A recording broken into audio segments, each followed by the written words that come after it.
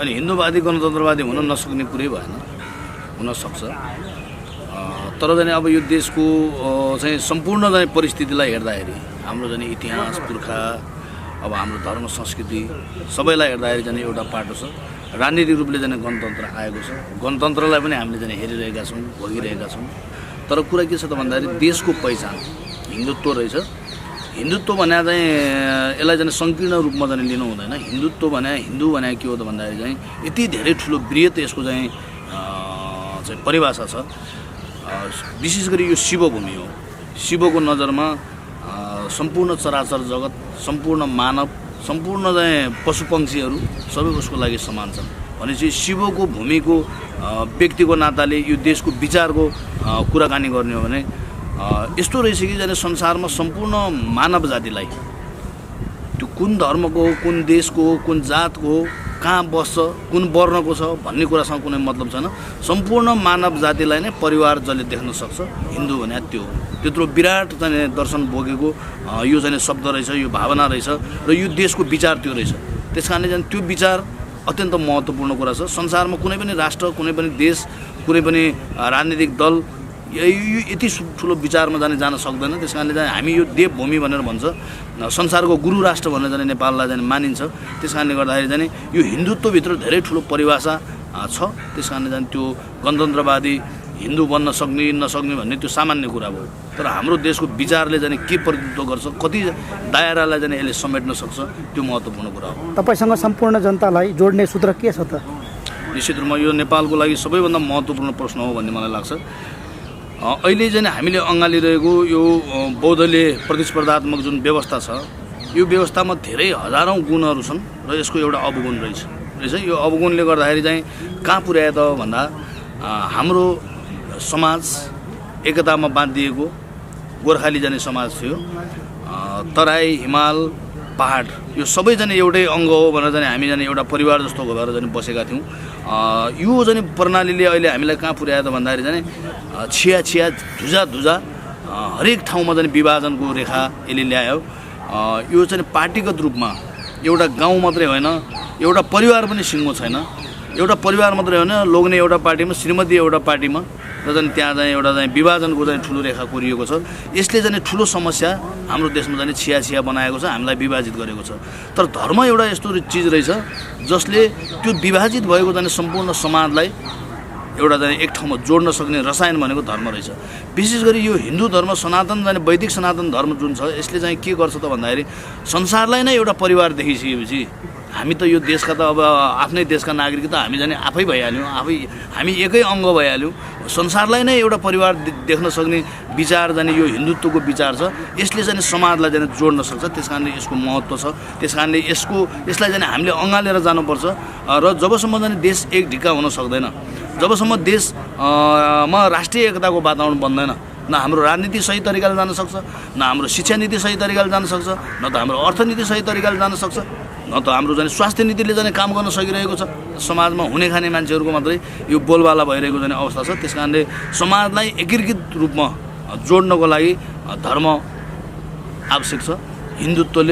हिन्दुत्वभित्र त्यो भावना रहेको छ। किनभने हामी चाहिँ क्रिस्चियनलाई पनि, मुस्लिमलाई पनि, बुद्धिस्ट जाने हाम्रो आफ्नै परिवारभित्रको भयो, किराँतीहरू आफ्नै परिवारभित्रको भयो। त्यस कारणले सबैलाई जाने एउटा परिवार देख्ने जाने भएका कारणले समाजलाई जोड्न सक्ने चिज चाहिँ यो धर्म हो। यसले जोड्न सक्छ। तपाईँले दौरा सुरुवाल टोपीलाई जति सम्मान गर्नुहुन्छ त्यस्तै के मधेसका जनतालाई धोती, लुङ्गी र टोपी लङ्गोटी लगाउनेले जनताको बारेमा तपाईँको के सोचाइ छ? अब हेर्नुहोस्, अब यो मधेस, पहाड, हिमाल हाम्रो देशको यो तीनै अङ्ग चाहिँ हाम्रो देशको अङ्ग हो। यो चाहिँ धोती मधेसमा किन लगाइन्छ त भन्दाखेरि मधेसमा जुन खालको चाहिँ मौसम छ, त्यो जुन खालको चाहिँ मौसम छ, त्यो मौसमको कारणले गर्दाखेरि त्यहाँ चाहिँ त्यसलाई जाने त्यो धोती लगाइन्छ। धोती लगाउने पनि नेपाली जनता हो होइन। उनीहरूको जाने जुन गरिबी छ त्यो हाम्रै जाने गरिबी हो, जुन अभाव छ, जुन समस्या छ त्यो हाम्रै देशको समस्या हो। पहाडमा जाने जुन मान्छेहरू छन् त्यो हाम्रै समस्या हो। हिमालमा जाने फरक वेशभूषा छ त्यो हाम्रै समस्या हो। यो त मौसम अनुसार, वातावरण अनुसार जाने लगाउने कुरा हो। त्यस कारणले चाहिँ धोती लगाउँदैमा फरक पर्ने कुरा छैन। त्यो उनीहरू नेपाली दाजुभाइ नै हो। जति जाने टोपी लाउनेको अधिकार यो देशमा छ त्यत्तिकै धोती लाउनेको पनि अधिकार छ। त्यस कारणले उसको जाने नेपाली नागरिकको हिसाबले उसले जुन अधिकार प्रयोग गर्न पाउने हो त्यो चाहिँ धोती लाउनेले पनि प्रयोग गर्न पाउँछ। हामी एउटै हौँ। त्यस कारणले गर्दाखेरि मुख्य कुरा के हो त भन्दाखेरि त्यहाँको जाने जनताको समस्यालाई समाधान कसरी गर्ने, त्यहाँको जाने गरिबीलाई कसरी अन्त गर्ने, रोजगारी कसरी सृजना गर्ने, त्यहाँको जाने समृद्धिलाई जाने कुन माध्यमबाट हासिल गर्ने, त्यहाँको कला संस्कृति सभ्यता भाषा वेशभूषालाई जाने कसरी जोगाउने, त्यो एउटा महत्त्वपूर्ण कुरा हो। यो जाने सबै बराबर हो। तर देशको प्रतिनिधित्व जब गर्नुपर्ने अवस्था आउँछ, देशको प्रतिनिधित्व गर्दाखेरि जाने जस्तो जाने हामी जाने कोही अहिले यहाँ मधेसी छौँ, कोही पहाडी छौँ, कोही हिमाली छौँ, तर बाहिर जाँदाखेरि जाने नेपालभन्दा बाहिर जाँदाखेरि त हामी सबै नेपाली हुन्छौँ। त्यो नेपालको पहिचान चाहिँ के हो त भन्दाखेरि चाहिँ त्यो दौरा र सुरुवाल हो। टोपी दौरा र सुरुवाल हो। त्यो मधेसीले पनि जाने त्यो लाउनु पर्ने हुन्छ, हिमालमा बस्नेले पनि त्यो लाउनु पर्ने हुन्छ, किनभने त्यो हाम्रो देशको जाने चाहिँ त्यो पोसाक हो। त्यो पोसाकले नेपाल भन्ने जाने चिज प्रतिनिधित्व गर्छ, पहिचान गर्छ। टोपी किन लगाइन्छ त भन्दाखेरि टोपीको पनि अर्थ छ। टोपी किन लगाइन्छ त भन्दाखेरि जस्तो हिमालको हाम्रो सम्पूर्ण सभ्यताको विकास हिमालमा भएको मानिन्छ।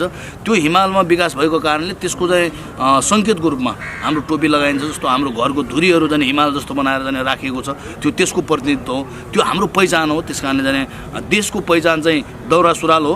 र हाम्रो आन्तरिक रूपमा जाने हाम्रा जाने विभिन्न 4 जात 36 वर्ण भन्छन्, सबको आफ्नो जाने वेशभूषा छ, हाम्रो जाने संस्कृति छ, लिपि छ, सङ्गीत छ, त्यो सबैलाई जोगाउनुपर्छ। ती सबैलाई जोगाउँदाखेरि मात्रै नेपालको पूर्ण रूपमा अनुहार आउँछ। जस्तो 4 जात 36 वर्ण भनेर भन्यो, त्यो त्यसमा एउटाको अभावमा त जाने देशको अनुहारै पुरा हुन सक्दैन। त्यस कारणले गर्दाखेरि जाने आन्तरिक रूपमा एउटा विषय छ, बाह्य रूपमा जाँदाखेरि अर्को विषय छ। यसरी बुझ्नुपर्छ।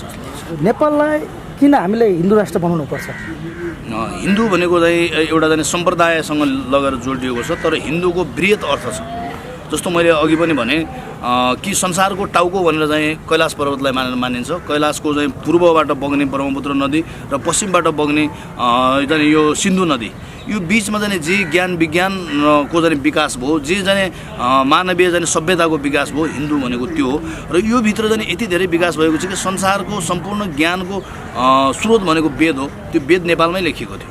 नेपालकै मान्छे जाने वेदव्यास नेपालमै जन्मेका थिए। त्यस कारणले गर्दाखेरि यो जुन कुरा चाहिँ संसारका ज्ञानको स्रोत जुन हो, त्यो हाम्रो पहिचान हो।